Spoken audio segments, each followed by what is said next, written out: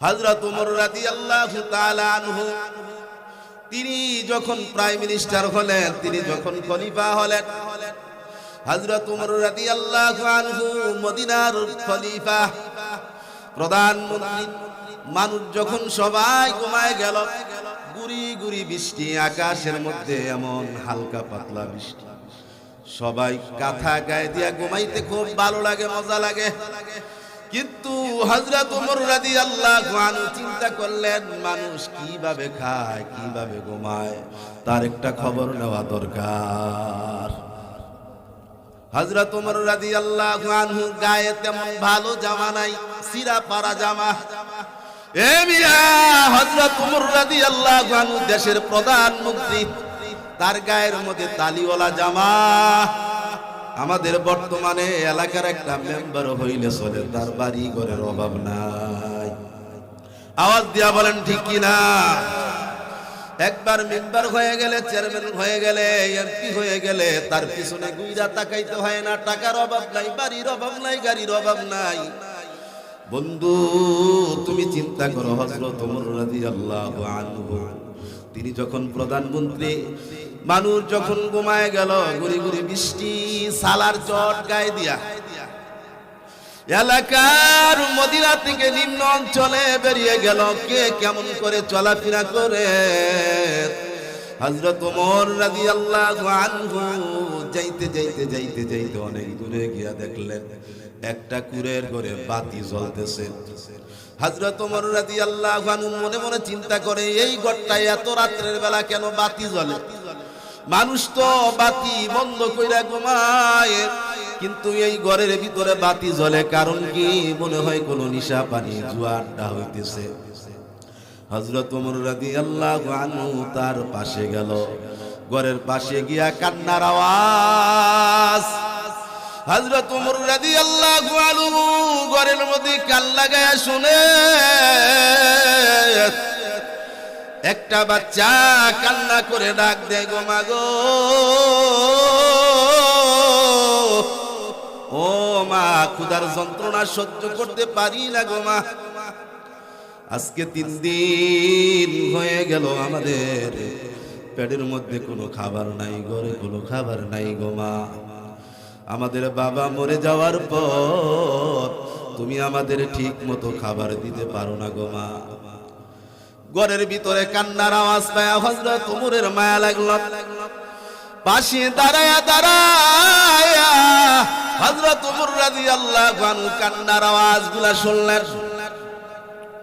কান্নার আওয়াজ শোনার পর হযরত ওমর ঘরের মধ্যে একটু করাঘাত করলেন। ঘরের ভিতরে কে গো মা? তোমরা না খায় আছো, তোমাদের অবস্থা এত করুণ, এত কঠিন গো মা। কি ব্যাপার, তোমার ঘরে কি সমস্যা, তুমি কি বলতে পারো?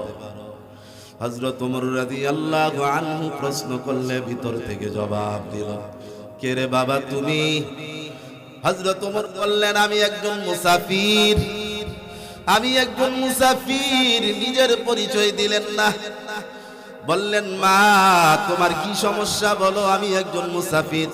হযরত ওমর রাদিয়াল্লাহু আনহু বলার পর মহিলা ভিতর থেকে বলতেছে, বাবা রে, কি দুঃখের কথা বলবো, তোমার কাছে কি বর্ণনা করব? আমার স্বামী একজন যুদ্ধের ময়দানে শহীদ হয়ে গেছে। আমার স্বামী, তার রেখে যাওয়া 3 জন সন্তান আমার কাছে আমানত। আমার স্বামী যখন যুদ্ধের ময়দানে শহীদ হয়ে গেছে, তার রেখে যাওয়া 3 জন সন্তান আমার কাছে আমানত।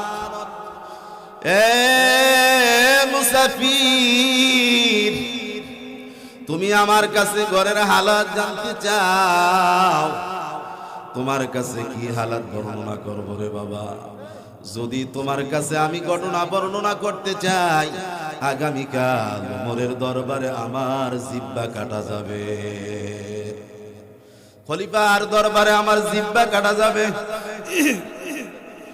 এবার হযরত ওমর রাদিয়াল্লাহু আনহু এরপর বললেন, মারে চিন্তা করো না,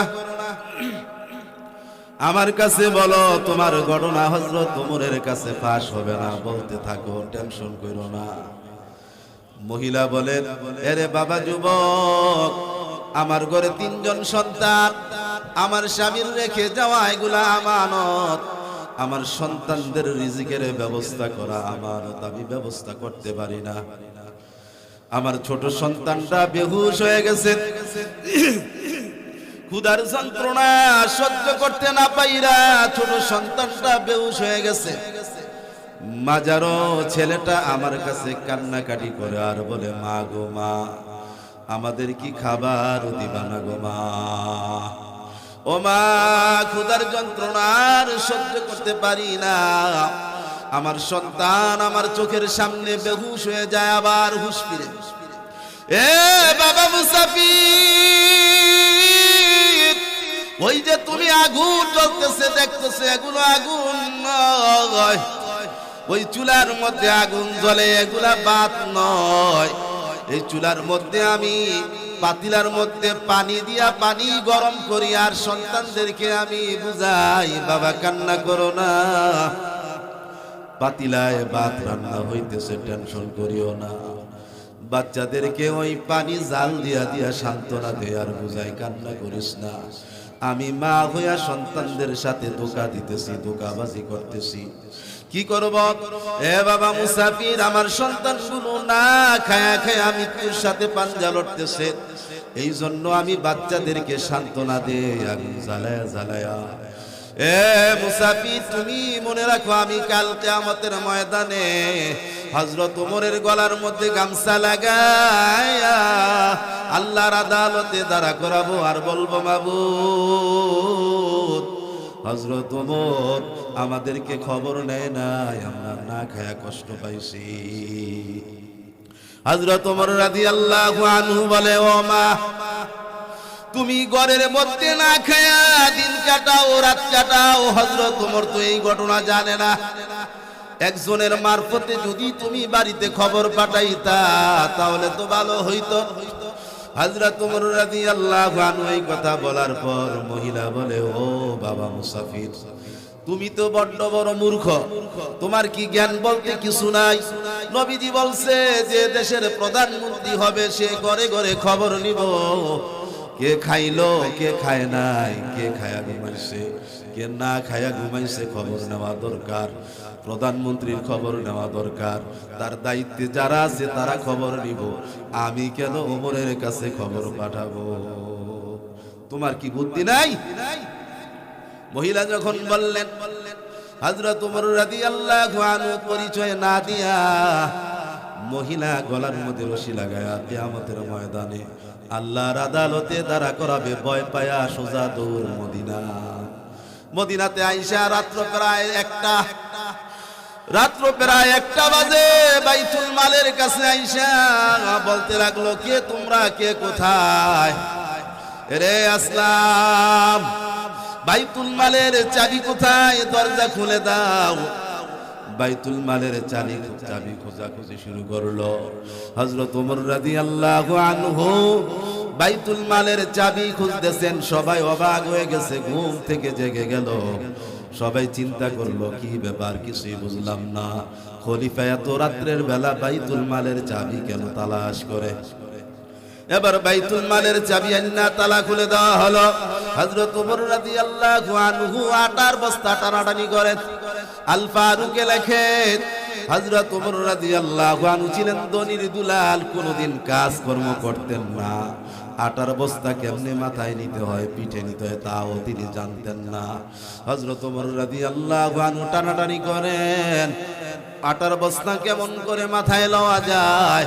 এ বন্ধুরা আমার শোনো, কাকে বলে প্রাইম মিনিস্টার? একটা ওয়ার্দজানের খলিফা হইয়া হযরত ওমর একজন বুড়ি মায়ের, একজন মহিলার করুণ কান্না দেখা তার অবস্থা কেমন। হযরত ওমর রাদিয়াল্লাহু আনহু আটার বস্তা টানাটানি করে তুলতে পারে না, ডাক দিয়ে বললেন, আসলাম, এদিকে আয়, আটার বস্তা আমার মাথায় তুলে দে। আল্লাহু আকবার বলেন। আটার বস্তা আমার মাথায় তুলে দেন। আসলাম রাদিয়াল্লাহু আনহু বলেন, আসলাম বলেন, ও ওমর, ও খলিফা, আপনি কেন মাথায় নেবেন, আমার মাথায় তুলে দেন। আসলামকে হযরত ওমরের গোলাম যে আসলামকে আজাদ করে দেওয়া হয়েছিল বিনা শর্তে, আসলাম তোরে আজাদ করে দিলাম। আসলাম বলছিল, ও ওমর, আপনি আমার আজাদ করে দিল কি হবে, আমি তো আপনার ঘরের দরজায় থাকবো। সুবহানাল্লাহ। আসলাম বলেন, হযরত ওমর রাদিয়াল্লাহু আনহু বললেন, এ ওমর, ওমর বললেন, এর আসলাম এই বস্তাটা আমার মাথায় তুলে দাও। হযরত আসলাম বস্তাটা যখন মাথায় তুলে দিলেন, বললেন, আমার মাথায় দেন, আপনি কেন নিবেন? কই কিয়ামতের ময়দানে আল্লাহ যদি আমারে প্রশ্ন করে তুমি কেন খবর নিলা না, ওই সময় আমার গলার দড়ি কি তুমি নিবা? আমাকে বহন করতে দাও। হযরত ওমর রাদিয়াল্লাহু আনহু নিজে বহন করলেন, আসলামকে বললেন, তুমি তেল লও, গোশত লও, সব কিছু লয়ে আমার সাথে চলো। এবার হযরত ওমর রাদিয়াল্লাহু আনহু এই গোলামকে সঙ্গে করে নিয়ে রওনা দিলেন। যাইতে যাইতে ওই তাঁবুর মধ্যে গেলেন, বাসায় গেলেন, গিয়ে বললাম, মাগো দরজা খুলে দাও, মাগো দরজা খুলে দাও, আমি গোশত নিয়ে এসেছি, আটা নিয়ে এসেছি, তেল নিয়ে এসেছি, তুমি একটু সরে দাঁড়াও, আমি নিজ হাতে রুটি বানায়া নিজ হাতে গোশত রান্না কইরা তোমার সন্তানদের মুখে বইরা দিতে চাই। সুবহানাল্লাহ। আপনাদের কষ্ট হইতেছে? সুবহানাল্লাহ বললে গুণ হইব? হযরত ওমরের মতো ব্যক্তি নিজে আটা নিয়া, গোশত নিয়া, রুটি বানায়া, তরকারি রান্না কইরা, সুন্দর করে রুটি বানায়া সন্তানদের মুখে খাওয়ায়া দেয়। সুবহানাল্লাহ বলে। অর্ধজাহানের খলিফা হযরত ওমর, এই বাংলাদেশের মতো এত ছোট রাষ্ট্র না, অর্ধ পৃথিবী শাসন করছে হযরত ওমর। হযরত ওমর রাদিয়াল্লাহু আনহু তাদেরকে রুটি বানায় খাওয়ায়া দেয়। বাচ্চারা রুটি খায় আর মাকে ডেকে ডেকে বলে, মা গো, ও মা। হযরত ওমর খলিফা না হইয়া যদি এই মুসাফির খলিফা হইতো, কতই না ভালো হইতো। আপনারা বলেন, মুসাফিরই তো হযরত ওমর। জোরে কোন ঠিক কিনা? বাচ্চারা খায় আর বলে, মা গো, এই মুসাফির যদি খলিফা হইতো কত ভালো হইতো। হযরত ওমর রাদিয়াল্লাহু আনহু তাদেরকে খাওয়ায়া খাওয়ায়া পেট ভরায়া হযরত ওমর দাঁড়ায় আছে আর বললেন, মা গো, যতটুক সম্ভব বানাইছি, বাকিগুলা রাইখা দিলাম, তোমরা পরে বানায়া খাইও, আমি এখন যাওয়ার সময়। আসলাম রাদিয়াল্লাহু আনহু তিনি যখন দাঁড়াইলেন, বলেন, ও ওমর, আপনি বাড়ি যাইবেন না, ফজরের নামাজ পড়াইতে হবে, এখানেই কি দাঁড়ায়া থাকবেন? হযরত ওমর রাদিয়াল্লাহু আনহু বলেন, যাইতে চাই, আমি নিজে তাদের জবানে হাসি দেখতে চাই। আমি ওমর প্রথমে যখন আসলাম কান্নার আওয়াজ শুনছিলাম, ছোট ছোট বাচ্চারা মায়ের কাছে কান্নাকাটি করিয়া বলতো, মা গো, ক্ষুধার যন্ত্রণা সহ্য করতে পারি না গো মা। মাটিতে গৈরাগরি করছে, কান্না করছে, মায়ের পায়ের কাছে গৈরাগরি করতো আর বলতো, মা খাবার দাও। চাইতে চাইতে বেহুশ হয়ে যাইতো। আজকে আমি ওমর তাদেরকে খাবার খাওয়াইলাম, তাদের মুখে হাসি দেখতে চাই। হাসি দেওয়ার পরে আমি মদিনা যাব। সুবহানাল্লাহ। হযরত ওমর ফজর পড়াইছে, ফজর পড়ায় মিম্বারে বসছে, বৈশা বলতেছে, যাও মদিনার অমুক জায়গায় একজন মা তার 3টা বাচ্চা সহ আছে, তাকে নিয়ে আসো। পুলিশ বাহিনী পাঠাইছে, যাও তাকে নিয়ে আসো। খলিফা যাইতে বলছে, না আসলে অ্যারেস্ট করে নিয়ে আসবে। এবার পুলিশ গেছে, যাওয়ার পর বলতেছে, ও মা, তোমাকে খলিফা ডাকছে। কয়, কেন? তোমাকে ডাকছে, যাইতে হবে, না গেলে তোমারে জোর করে লয়ে যাবে। এবার মহিলা কান্না করে আর বলে, আল্লাহ, এতদিনেই তো ভালো আছিলাম, আল্লাহ, এতদিনই তো ভালো আছিলাম, 3 দিন পর্যন্ত না খায়া দিন কাটাইছি, রাত কাটাইছি, কেউ জানতো না। রাত্রের বেলা কোন মুসাফির আইসা আমাদেরকে খাবার খাওয়াইলো। ওই মুসাফির বলছিল, ওমরের কাছে কিছু বলবে না, আজকে আমাদেরকে অ্যারেস্ট করে নিয়ে যাবে, না জানি আমার বাচ্চাদের কি অবস্থা হয়। মা বাচ্চাদেরকে নিয়ে টেনশন করে, বাচ্চাদেরকে নিয়ে ভাবে আমার বাচ্চাদেরকে না জানি কি সাজা দেয়। এবার মহিলা হযরত ওমর রাদিয়াল্লাহু আনহুর দরবারে রওনা, দুই ছেলেকে দুই পাশে, ছোট বাচ্চাটারে কোলের মধ্যে লইয়া হযরত ওমর রাদিয়াল্লাহু আনহুর দরবারে আসলেন। সাহাবীরা মসজিদে নববীতে বসা, হযরত ওমর চেয়ারের মধ্যে, মিম্বারের মধ্যে বসা। হযরত ওমর রাদিয়াল্লাহু আনহু বলেন, সাহাবীরা তোমরা সরে যাও, এই মহিলাকে আসতে দাও।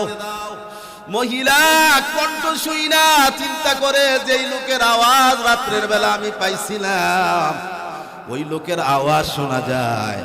তাকায় দেখলো মিম্বারের মধ্যে যেই লোকটা আছে এটা আর কেউ না, এটাই হলো আমিরুল মুমিনিন হযরত ওমর। মহিলা এবার ভয় পাইতেছে, যার সামনে হযরত ওমরের বদনাম গাইলাম, গলার মধ্যে গামছা লাগায়া কিয়ামতের ময়দানে আসামি বানাইতে চাইলাম, ওই লোক আজ মিম্বারের উপর বসা। এই লোক না জানি আমার সন্তানদের উপর কি অবস্থা করে। হযরত ওমরকে দেখা ভয় পায়া কাঁপতেছে, মা জননী কাঁপে, বাচ্চারা দুই পাশে দুইজন, কোলের মধ্যে এক বাচ্চা। হযরত ওমর বলে, মা আসো, এদিকে আসো মা। মহিলা ভয় পাইতেছে, না জানি কি করে। যখন সামনে আসলো, হযরত ওমর পাগড়িটা খোলায়া পাগড়ির একটা আসল নিজের গলার মধ্যে পেঁচাইছে, আর একটা আসল মহিলার হাতে দিয়া বলতেছে, এরে মা, এ মা, একটা আসল গলার মধ্যে পেঁচাইয়া দিলাম, আরেকটা আসল আপনার দরবারে লর। আপনি আমি ওমরকে এই মদিনার অলিতে গলিতে গুরানার সাজা দেন, গুরানার শাস্তি দেন।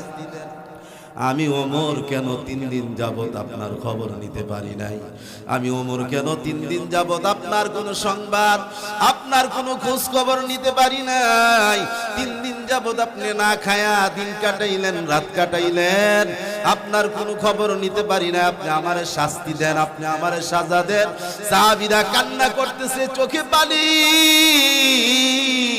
সাহাবীদের চোখে পানি। হযরত ওমর কান্না করে বলে, মাগো আজকে 3 দিন যাবত তুমি মদিনাতে না খায়া ঘরের মধ্যে কাটাইতেছ, তোমার সন্তানটা না খায়া বেহুশ হয়ে গেছে। আল্লাহর আদালতে আমি কেমন করে হিসাব দিব? আমি দেশের প্রধানমন্ত্রী, আপনাকে আমি দিলাম, আপনি আপনি মদিনার অলিতে গলিতে ঘুরান। মহিলা বলে, ওমর আমারে মাফ করে দাও, আমার মনে কোনো কষ্ট নাই। আরে ওমর, আমি চিনতে পারি না, আপনাকে বুঝতে পারি না, আপনি আপনার হক আদায় করছেন, আল্লাহর আদালতে আমি আপনার বিরুদ্ধে মামলা করব না, মাফ করে দিচ্ছি। হযরত ওমর রাদিয়াল্লাহু আনহু কয়, আমার ভাইয়েরা, আমি খলিফার যোগ্য না, তোমরা দায়িত্ব নিয়ে নাও। হযরত ওমর কি বলে, আমি খলিফার যোগ্য না, আমি প্রধানমন্ত্রী হওয়ার যোগ্যতা রাখি না। সাহাবীরা বলেন, কেন? আমার রাজ্যে একজন মা তার সন্তানদেরকে নিয়ে না খায়া রাত কাটায়, দিন কাটায়, আমি খবর নিতে পারি না, আমি খলিফার যোগ্য না, তোমরা দায়িত্ব নিয়ে যাও। একজন সাহাবী তলোয়ার হাতে নিয়ে বলে, না না, দায়িত্ব ছাড়লে চলবে না, তুমি নবীর সুন্নত মোতাবেক রাজ্য চালাও, আমরা তোমার পাশে আছি। সুবহানাল্লাহ। সুন্নতের বাইরে যদি রাজ্য চালাও, তোমারে কল্লা পালায়া দিব। বলতেছিলাম, আমানত। একজন মা সন্তানদেরকে নিয়ে খাইলো কি খাইলো না, দেশের প্রধানমন্ত্রী খবর নেওয়া দরকার আছে না নাই? দেশের এমপি, মন্ত্রী, মেম্বার, চেয়ারম্যান খবর নেওয়া দরকার আছে না নাই? বর্তমানে খবর না নিয়া বন্ধু যদি তুমি নিজে খাও, আর এলাকার মানুষ যদি না খায়া ঘুমায়, আল্লাহর আদালতে তোমার জবাব দিতে হবে। আল্লাহর আদালতে কেমন করে তুমি হিসাব দিবা? বন্ধুরা আমার, আল্লাহ রাব্বুল আলামিন বলেন, ওয়া ইন কুনতুম আলা সাফারিন ওয়া লাম তাজিদু কাতিবান ফারিহানুম মাকবুদা ফাইন আমিনা বা'দুকুম বা'দান ফালিউদ্দি আল্লাযী তুমিনা আমানাতাহু ওয়া লিয়াত্তাকিল্লাহা রাব্বাহু ওয়া লা তাকতুমুশ শাহাদাতা ওয়া মান ইয়াকতুমহা ফাইন্নাহু আতিমুন কলবুহু ওয়াল্লাহু বিমা তা'মালুনা আলীম।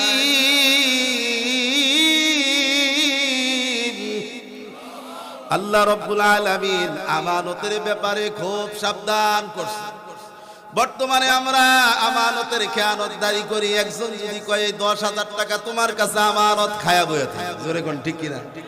আমানত দিছে, খায়া শেষ। কিছু দিলে আমানতের খেয়ানতদারি করি। আমানতের খেয়ানতের অভাব নাই আমাদের ভিতরে, আমানতদারি নাই, দানের কোনো খবর নাই। এটা একটা মাদ্রাসা, মাদ্রাসার খোঁজ খবর নেওয়া এলাকাবাসীর দরকার আছে না নাই? এলাকার মধ্যে অনেক মানুষ গরিব গোরাবা আছে, তাদের খবর নেওয়া দরকার আছে না নাই?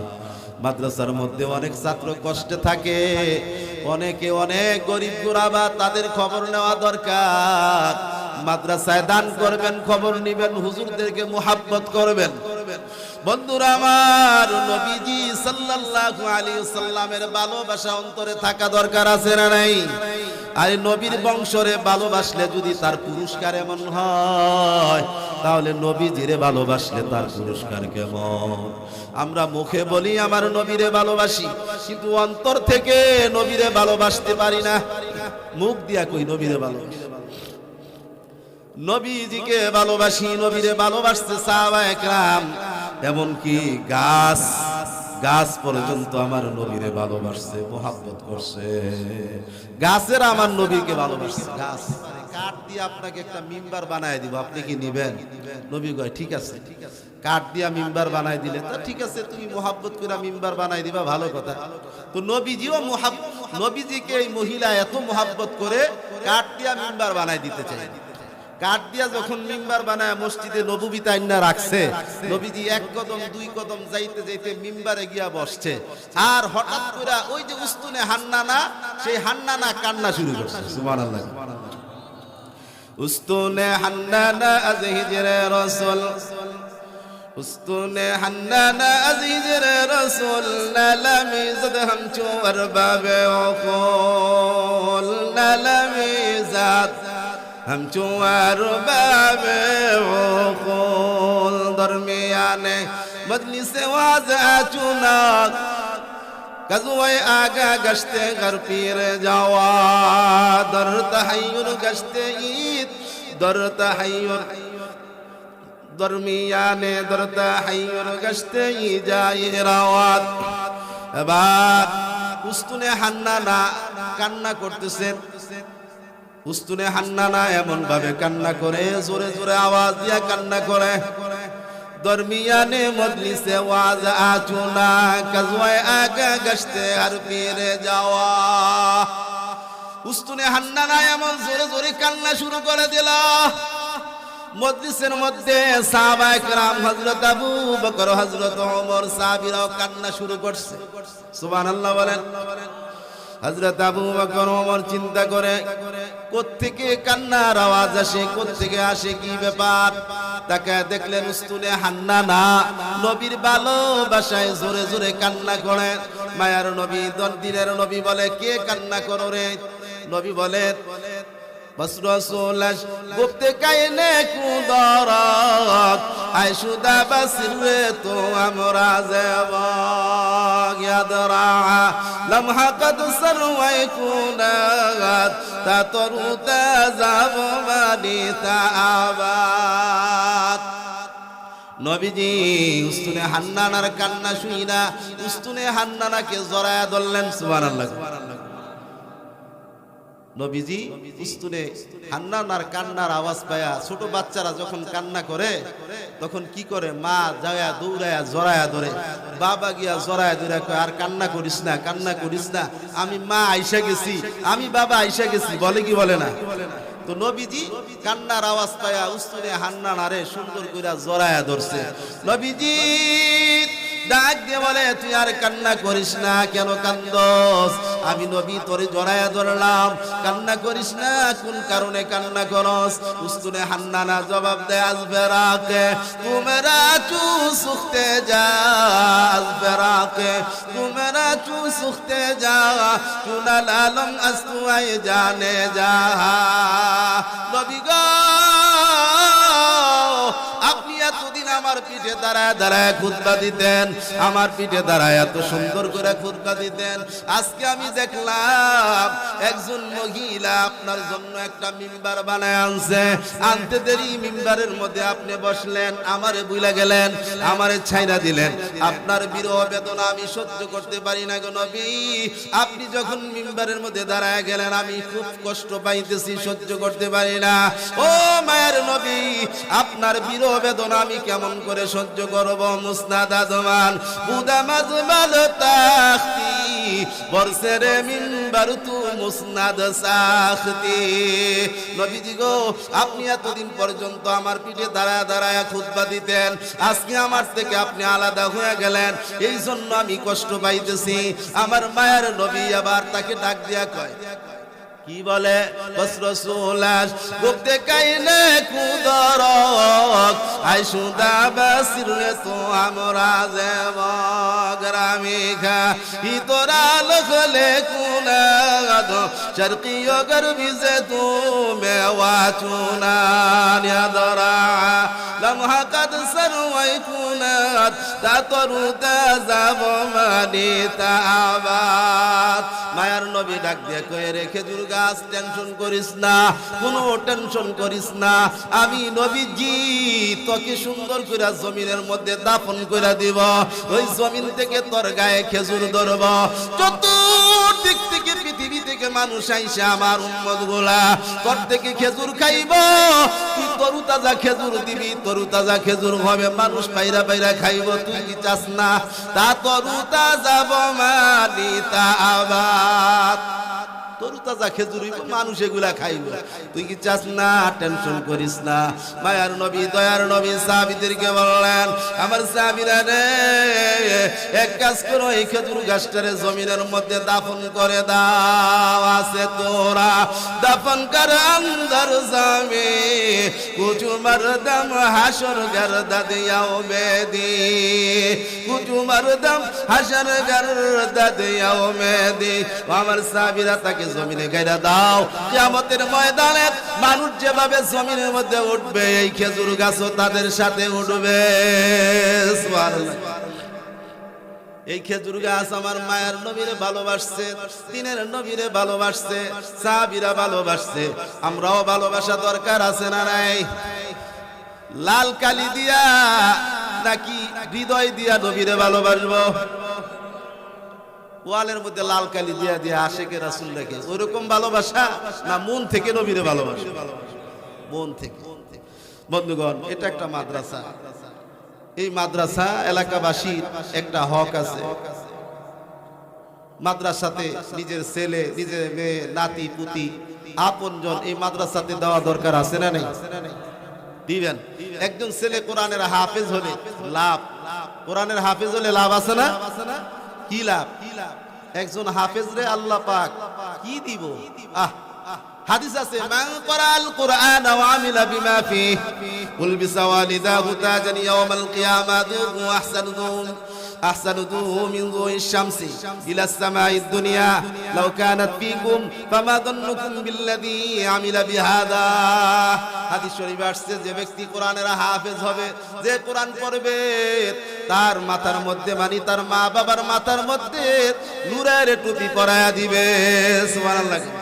মাথার মধ্যে নূরের টুপি পরাইবে। কয় টুপির পাওয়ার কেমন হবে জানেন? কয় সূর্যের আলোর চাইতেও বেশি পাওয়ার হবে। সুবহানাল্লাহ। হাসরের কঠিন মাঠে হবে হাহাকার, সে মুহূর্তে দেখবে সবাই কি না চমৎকার। আলেমেরি মাতা পিতা কত ভাগ্যবান, রোজ হাসরে মাথায় হবে তাজ পরিধান।